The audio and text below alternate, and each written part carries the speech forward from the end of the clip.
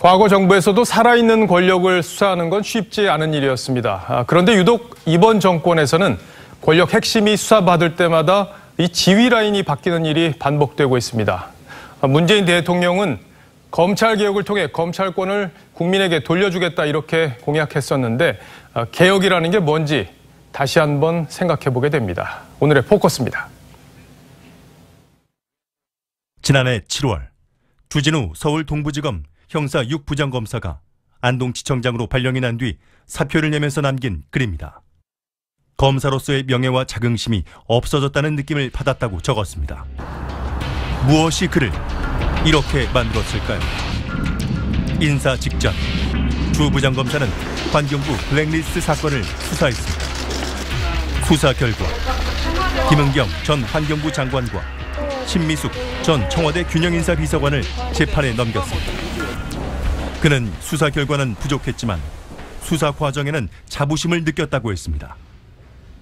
여야를 가리지 않고 동일한 강도와 절차로 같은 기준에 따라 수사와 처분을 할 때 검찰의 정치적 중립이 지켜질 수 있다고 믿고 소신껏 수사했다고 했습니다.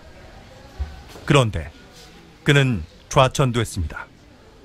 주 부장검사뿐만 아니라 권순철 서울 동부지검 차장도 한직인 서울고검 검사로 발령이 났고 한찬식 서울 동부지검장도 고검장 승진을 못했습니다. 공식적인 이유는 없지만 세 사람의 공통점은 하나, 환경부 블랙리스트 수사였습니다. 결국 세 사람 모두 사표를 내고 검찰을 떠났습니다. 이뿐만이 아닙니다.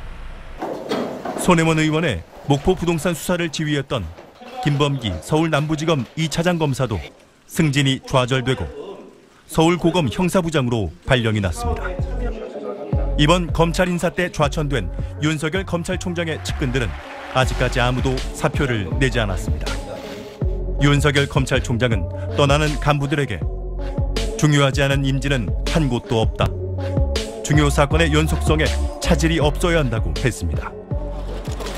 3년 전 윤석열 검찰총장이 서울중앙지검장으로 임명됐을 때 서울중앙지검 검사장 윤석열, 현 대전고검 검사.